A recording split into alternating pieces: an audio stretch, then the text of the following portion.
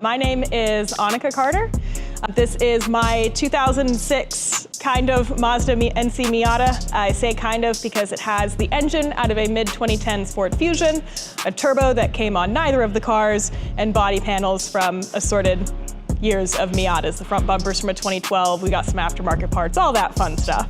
I kind of have an interesting, I guess, origin story we can say. I did not grow up into cars. My dad was not a car person. My brother was not a car person. My parents actually bribed me to go to school in state here in Georgia by offering to buy me a car because I had the Zell Miller scholarship. And at that time, I just didn't want something boring. I just knew I didn't want like a Honda Accord. Somehow convinced them to get me a V6 Mustang. And at the time, I didn't even know the difference between the V6 and V8 Mustang. I mean, honestly, I was complete noob at that point to cars. But after I got it, I decided that I wanted to modify my car because I didn't want my Mustang to be like everyone else's. Taught myself how to modify my own car via YouTube. I am a fully YouTube certified mechanic. Started with some lowering springs. Eventually, a few years down the road, I put on all new suspension, so new coilovers for anyone who knows what those are. And at that point, I'd made some friends who worked actually at Road Atlanta. They kept telling me, they said, well, you can't spend that much money on your car and not go to the racetrack. I took that as a challenge, and I did. And it just became this rabbit hole. I got into racing, I started racing Miatas, and that was where the Miata obsession began. And now I have 4. I mean, honestly, it's something I just stumbled into, kind of like cars.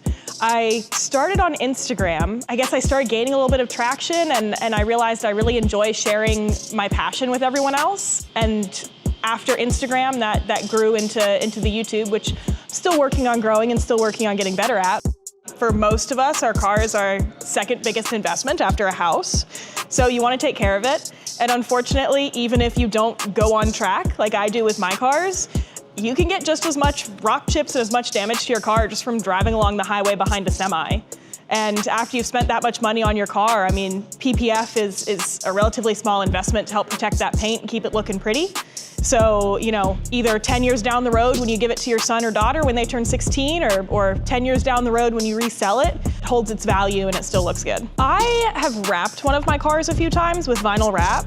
And around the time that I first started getting into that was about when I first heard of PPF, but I didn't really know anything about it. I didn't know that it was any different from vinyl really, and just kind of said, oh, PPF exists, yeah, whatever. But last year, Xpel invited me to their San Antonio headquarters, and I got to learn about PPF. I got to try installing it. It's a lot harder than it looks.